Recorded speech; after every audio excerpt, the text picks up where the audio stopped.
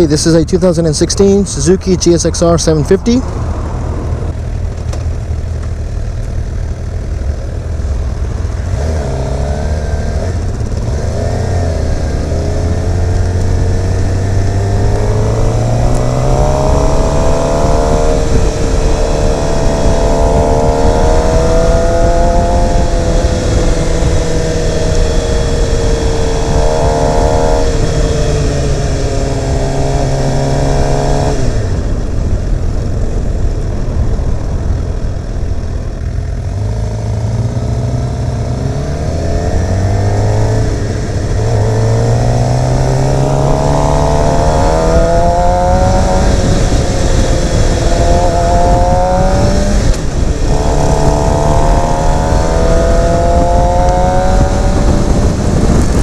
This bike is pretty much the same as the GSX-R600 that we rode earlier, and also pretty much the same as the 1000. The mirrors are doing a great job. Same mirrors, large and far out. You can see a lot of stuff. You can see entire vehicles actually, not just part of them.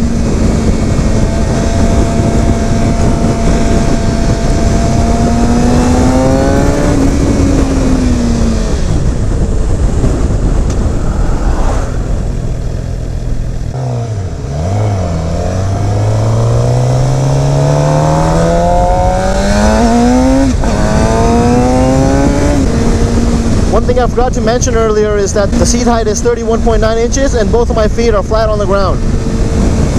One thing I'm noticing right off the bat is that the tires on this, the back tire at least when I saw it, is pretty flat from the wear, and it's making it a little difficult to turn. That could also be because the bike is a little heavier than the 600 and I don't weigh that much, so I need to lean harder. We're in B mode. There's also A mode. The A mode is more powerful.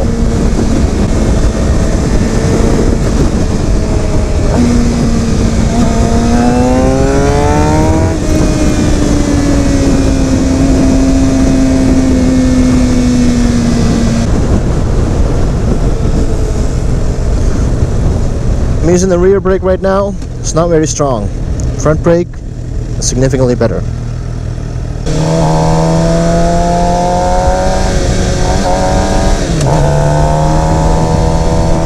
You kind of have to respect the throttle on this bike. It is a 750, you're getting kind of close to the 1000 series bikes, even in B mode. It's not scary, but you still need to understand there's so much power on it. This bike produces almost 128 horsepower. That's a lot considering my R3 only produces 42.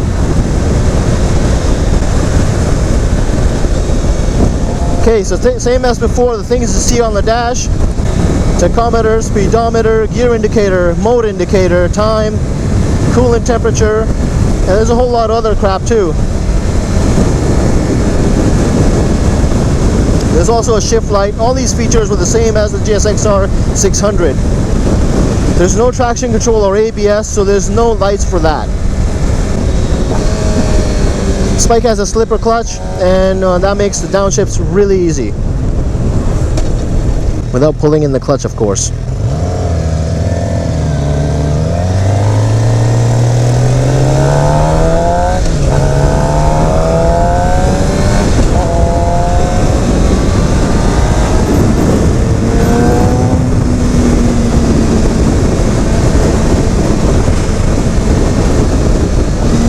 I don't think we're really going to get to test out the power on this bike, and I don't think I have the balls to do that anyways. My biggest problem with the GSX-R600 last time was that my palms were in pain from all the weight on the handlebars, but we'll see how it is on this one. I don't expect it to be any different. The windscreen on this bike is really not that bad. It's really close to my face, and if I duck down, it'll provide more cover obviously, but even when I'm in my normal riding position, it's not too bad. I would already say by riding this short amount that I'm not ready for a 750. I'm not as comfortable as I was with the 600. So I would probably upgrade from an R3 to a 600, not 750 or a liter bike. I don't want to die yet. We're still in B mode, so that gives you some idea. Let's go in A mode. Definitely more bite in third gear.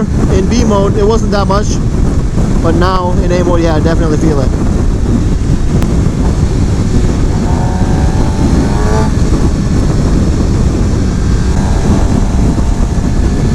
There's a lot of traffic right now, so we're not really getting to open up the taps that much, but once we get on that side road, it'll be better. I think, as I mentioned earlier, one of the reasons why I may not feel as comfortable on this bike is because of the tire. The rear tire is pretty flat, so maybe a new set of tires will allow me to lean more, and that will make it better.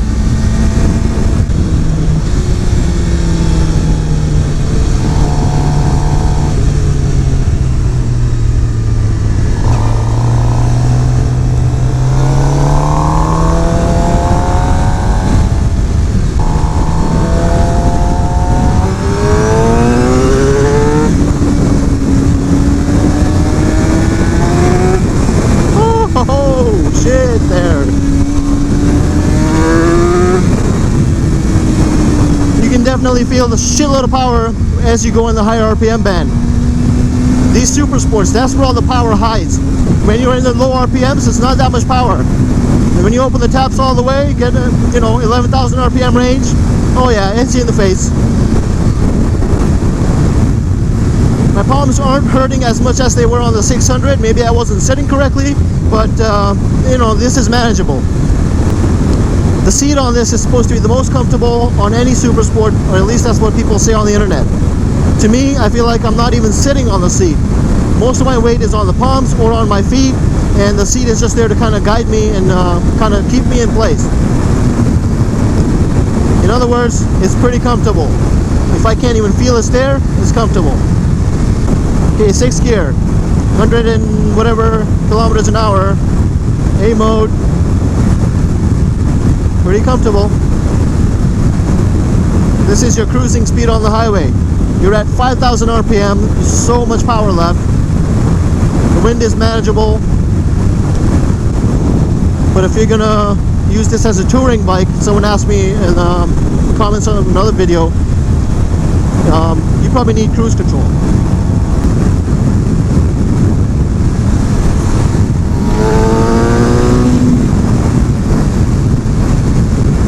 Big fan of this seat, actually. It feels really good, surprisingly good.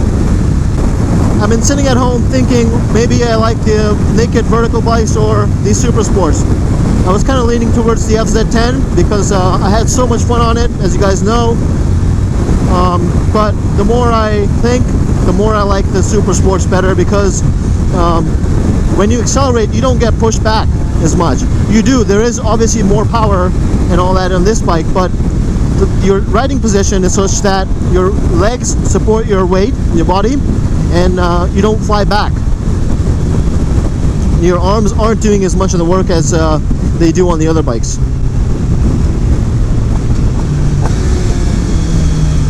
Yeah, that's pretty sweet, man. The slipper clutch is awesome.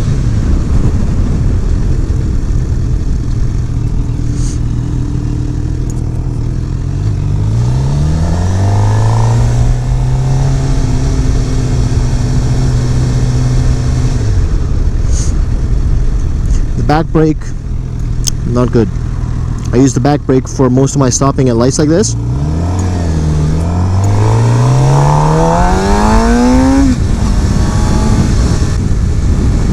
The one thing I really like about Suzuki's is that right now they're offering 5-year warranty or $2,000 off your sticker price.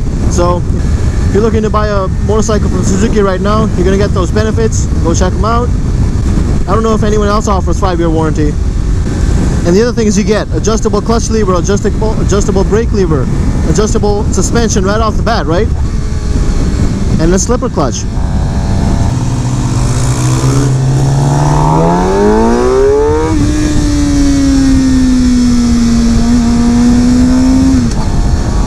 See, we're taking the normal route again, the longer route. There's a house here that has that dog that always comes out and greets us. Well, let's see if he's here today. Nope. See, if I bought this bike right now, brand new or used even, and if it was in stock condition, I don't know what I would change. Yeah, you're gonna get a fender eliminator kit, but you know, everyone does that. I don't think you need a new exhaust. I don't think you need new handlebars. I don't think you need new brake levers or mirrors. Comes with Brembo brakes.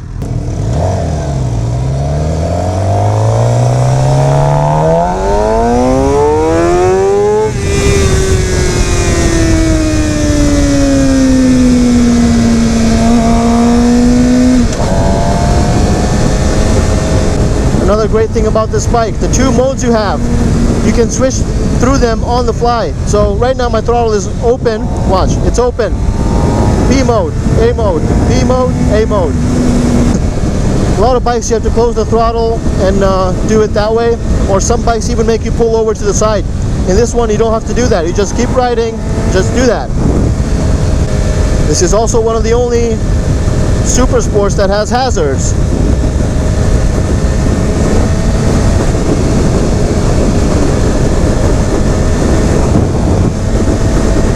Okay, I got a little bit of heat situation going on next to my right foot.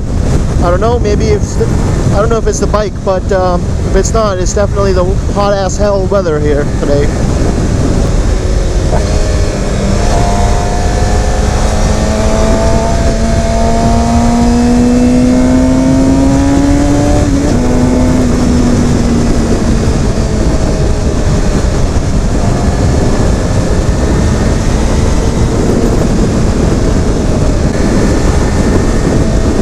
After riding this bike, I don't know if I see myself buying a 750. I definitely don't see myself buying a 1000 right off the bat right now.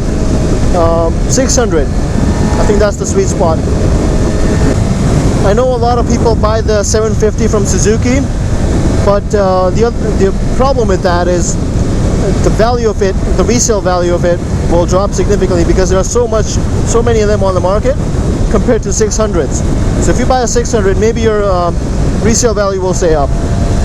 And if you buy a 750, you're also going to be in a higher insurance group, so you got to be mindful of that. Okay, well, we're approaching our destination. Yeah, we're almost back. My palms don't hurt. They hurt, but not as much as last time. Last time it was pretty much unbearable. This is pretty good. Maybe I'm just not, maybe I just wasn't sitting correctly last time. Okay, so thank you for watching my video on the 2016 Suzuki GSX-R750. Like the video if you liked it, dislike it if you disliked it, leave a comment if you think I should have done something differently, and get subscribed if you want to see more videos like this one.